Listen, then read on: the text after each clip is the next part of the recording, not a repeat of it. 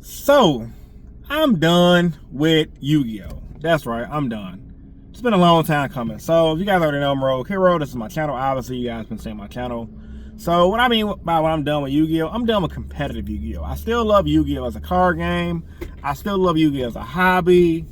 But I think the final nail in the coffin, real talk, was these stupid new rules that Konami just implemented right now.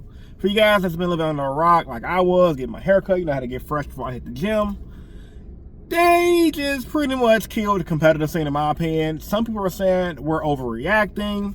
Some people like Triff and Sam are saying, like, look, we get why people are frustrated. We 100% agree. We're still going to play.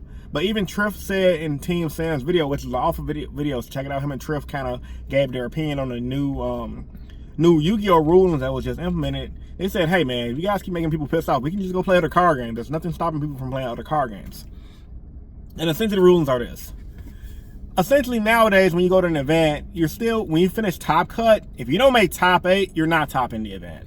So what that pretty much means is if the event gets 3,000, 4,000, 10,000 people, according to Konami's new rules, if you don't finish X1 or greater, you're not getting in. Now, they kind of coincided this by saying, hey, we're going to give you guys 2 extra rounds. So, for example, if the event is 12 rounds, you get 14 rounds. However, with that being said, that still don't make much of a difference because, yeah, you get more rounds. And it's going to make more X2s, but you still have to be the cream of the crop at the top. Now, a lot of you guys might be saying, well, Chris, that's how it should be. Only the best of the best should be making top cut. While I agree with you, I disagree with the whole fact that only top 8 should be in the playoffs. I've only had one YCS top. So I'm not a guy who has never topped before. It was over 10 years ago, and one of the best eras of Yu-Gi-Oh! In my opinion, which was 2014, the +1 first format. That was my format. I topped with chain gadgets, a rogue strategy from Japan that I implemented my own little twist on it in a TCG, made top 32, and I had a good time. It gave me a little more credibility on my channel. My channel did after that see a nice spike in growth because people saw that, okay, I was a reputable source because I actually had the skills to do well with a deck that wasn't popular. With these new rules, dog, rogue players are the most screwed over people with this implement change because as a rogue player myself, you can't misplay with your deck, and rogue decks are harder to play than regular decks. And then on top of that, most rogue players who typically sneak into an event, they go undefeated because the deck was just unheard of, and then the deck becomes meta after that event. Or they sneak in as an X2, and they might top further, like a top 8, top 2nd, maybe even get first place with a rogue strategy because no one knows what's going on. When you're in a Swiss round of a tournament, things can happen from cheaters. That's the biggest. Stallers, which is another form of cheating, which pretty much people burning the clock, playing slow. You got to deal with random strategies like myself playing a rogue deck that might just knock you out of the box. Back in the day, we had to deal with things like chain burn, decks that you really knew wasn't going to make it, but they were just there to ruin someone's day. So now that these rules are implemented, that pretty much you got to factor in all that stuff and take it to the event and see how good you can do in a competitive level. And that's going to hurt a lot of people's chances of doing well. Like, there's been a lot of people, even Triff said in the Team Sam video, the YCS he won, he snuck in as an X2 and ended up winning the event. So now, even if you finish your event at X2 and you don't make the top 8 for like a YCS or Nationals even, yeah, you get your little prizing, but that don't necessarily mean you weren't the best player in the room. You might be the best player in the room, but even the best players like a Triff or a Team Sam or whoever, they get unlucky in the event. Unless you're 100% cheating, you have to be so good at cheating, you can't get caught. Or if you play against another cheater, y'all gotta try to out-cheat each other, which pretty much most cheaters know each other in the card game world anyway. They gonna know, like, okay, I know what this dude be on, I know he know what I be on. Let's just have an honest game. That's for you guys that don't know, and I'm not saying that Triff anybody's a cheater. I'm just giving you guys my own experience. I'm not a cheater either, but like, I know people and have known good players who cheat who told me how this shit works. So nowadays, the average Joe or just people in general who finish off as an X2 record, which is an amazing record by the way, is just gonna have a hard time proving how good they are as a player because it's always gonna be that what if factor where it's like, what if we had a top 32 playoff and I could have went all the way like Triff did back in the day, or like Rogue Hero did back in 2014 when he topped through this gadget deck. Now it's like that don't matter anymore. Now, yeah, you get your Konami said you get your prizing, but you're pretty much not gonna be the playoffs. And the biggest speculation right now is, which Sam said in the video, which makes a lot of sense to me, they're doing this to save money because I ain't gonna lie, these venues, these tournaments, they go all day, especially with during the 2016 era. That was like the major reason why they did the time rule change in general and all these changes to make the game go by faster is because these venues are expensive. And I remember in 2016 for Nationals with the Domain Monarch format, day one lasted till 1 in the morning. I would only imagine a convention center would say, hey, you guys are good till 10 o'clock. If you want our employees to stay here, you got to pay us extra. And that is going to hit a small dent in Konami's pocket. Konami's a $1 billion company or $1 million company. They make a lot of freaking money. They're not a broke company. They're not a startup company. So they can definitely afford it. But like Sam said, and I agree with him 100%, it probably was cut into their bottom line, which is why they're implementing these changes to make the game a lot faster. Like me personally, I don't like the changes. I think they're dumb. I get why it's going on. But I think this is going to put the nail in the coffin for a lot of Yu-Gi-Oh players. We're already frustrated with lack of cash prizing. We're already frustrated with the mediocre pricing. Now, pricing has gotten better, right? But we're already frustrated with all those factors. And then for the people who still like to show up, take time off of work, who got families, who have lives outside of this card game, who actually put money into their decks and play tests. So the people who actually play competitively, the guys like me, the average Joes, who we used to be really good back in the day, but now that we're older, we don't have enough time to put in the work like a Team Sam or a Triff or whoever. The players like us are going to pretty much say, at least in my opinion, screw this game, we're done.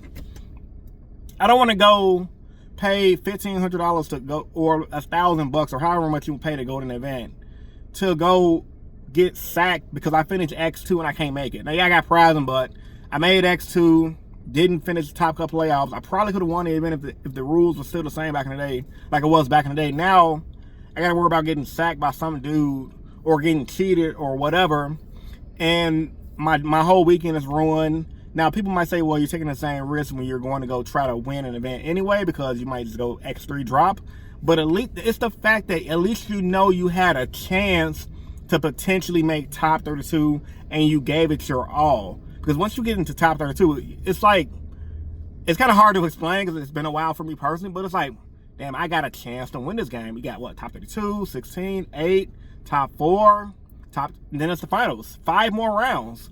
So it's like, essentially, it's like going to a locals at that point. You're like, man, I might actually win this thing. It's an amazing feeling until you make that, until you hit that level of competitiveness and hit that goal of making like a top cut finish at whatever game you play. Because I've topped other card games. Like I was a Naruto CCG pro. If you guys know my history, you know. And you know, it's a good feeling, man. It's a good feeling for us hobby card game enthusiasts out there. So Konami removing that, I just don't like it. It rubbed me the wrong way. It rubbed a lot of people the wrong way. Some people are saying we're overreacting. Nah, I don't agree with that at all. I think a lot of Yu-Gi-Oh players are going to do 2 things. They're going to start supporting the non-official events, which they should have been doing anyway. And they're just going to be like, you know what? Pokemon's giving us cash anyway. I do like Pokemon as a kid. It's booming. We're done. People like myself, I'm not going to quit Yu-Gi-Oh 100%. I'm still going to play casually on a local level. But traveling to regions, that's dead. Unless it's like a regional in Illinois that I can drive to within an hour, that's all it is. Or if it's like, maybe if it's a YCS in Chicago, I go to it. Maybe even Indiana, just because it's 3 hours away because it's not that far. But even then, like, I don't know if I want to play. I barely like playing Yu-Gi-Oh as it is anyway. And with these new rules, it makes it so I just don't care anymore. And a lot of people are starting to feel that way, which is kind of why this format, even though it's a decent format, players are like, bro, we don't even got a ban list. We're over. We're done. We're just like, bro, we're grown as hell. We've been playing this card game since a lot of us are preteens. And it's kind of like, it's getting to a point where Konami just blatantly shows their leadership in their leadership in the Yu-Gi-Oh department is lacking, or they just don't know what the fuck they're doing when it comes to handling Yu-Gi-Oh. And they're pissing players off. Even in the LCG, Yu-Gi-Oh's not the top dog anymore. At one point, it was right next to Pokemon, neck and neck. Pokemon, they're like number 4 now because there's better card games. I remember I was reading in the World Championship chat, they're like, no OCG players have made top cut. And now a lot of people who from the OCG said, yeah, a lot of our best players went to other card games. They went to the Bandai games. They went to Pokemon. Why? Because those games reward their players for doing well with monetary value, or they give you exclusive shit that make your trip worth it, even if you don't win the event. Because that's a whole other thing that I can go into, but I really don't feel like ranting on that. But all in conclusion, man, this is a horrible change for Yu-Gi-Oh! I hate it. I dislike it. People who saying people are overreacting, I disagree with you. Respectfully, of course, everyone's entitled to their own opinion. And I think this is going to be something that's going to really make a lot of players like myself say, you know what, fuck this game. We're done. We might play locally for a little nostalgia, because a lot of us still have buddies that play card games, but we're like, there's no point. You pay all this money to go on an event, and let's say you do finish X2, now you have to grind your team to hope you had a good enough tie-breaking record to sneak into that top 8. So it's pretty much, if you lose the first 2 rounds of a tournament, you're done. Just go play side events. Your weekend's over. But it makes me feel like, man, like, are they intentionally trying to kill the game? Do they really dislike their player base that much? There's a lot of stuff that I can talk about that I know I'm going to think. As soon as I turn the camera off, it's going to hit my head like, why didn't I mention that in the video? But I'm going to leave that for you guys to let me know in the comments down below. How do you guys feel about the rule change? Do you guys think it's a bad thing? Do you guys think it's a good thing? Like I said, me personally, I dislike it. If this was a rule back in the day, I wouldn't have got my top 30, my one little YCS top I got.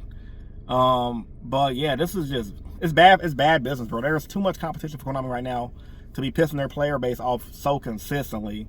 And until players put their foot down, which I think this is going to be the thing, the straw to break the camel back, it's going to make players like, yeah, F this game. And also, the last thing I just thought about now that I almost forgot before I end the video, they went back on that time rule change. So now, another thing that makes these whole rules to that's terrible to wrap this video up, if you and your opponent don't finish y'all game, y'all both lose.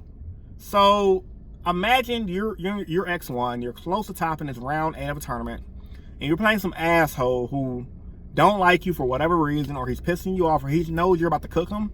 He might get petty and say, I'm gonna play slow, and I'm gonna do everything in my power to make sure that if I'm gonna lose, he finna lose. And that's gonna ruin a lot of people's day. I wouldn't even be surprised if it started a few fights at advance, because people are petty as fuck when it comes to card games. And they would do everything in their power to make sure that if they don't do well, you're not gonna do well. It's the reason why people used to run Chain Burn back in the day, knowing damn well Chain Burn was not a viable deck choice at the time. Cause like people used to tell me, like, I'm just here to ruin people's day. I don't really care about winning. I just came here with my buddies, and I figured I'll play Chain Burn and have fun. Now you're gonna have a lot of these fucking assholes going to events who might be doing decent with whatever deck they're playing, but because you're cooking them at game 1 and cooking them game 2, they gonna start playing like fucking turtles to ruin your day, and for both of y'all to take that loss, and both of y'all on top. But anyway, man, do y'all like these rule changes? Let me know in the comment section down below. I'm about to hit my workout in. I just wanted to film this video while it's fresh off the dome. I didn't really feel like going to go set my whole room up. I ain't gonna lie, I ain't really been feeling Yu-Gi-Oh like that recently. I've been playing more Beyblade, been doing more on my Beyblade channel. By the way, check out my Beyblade channel, man. Rogue Hero BBX. I'll probably have a link in the description later on today. And yeah, man, this is Rogue Hero. About to go get a workout in, and I'm out. Peace. See you guys in the next video, whenever that is. Peace.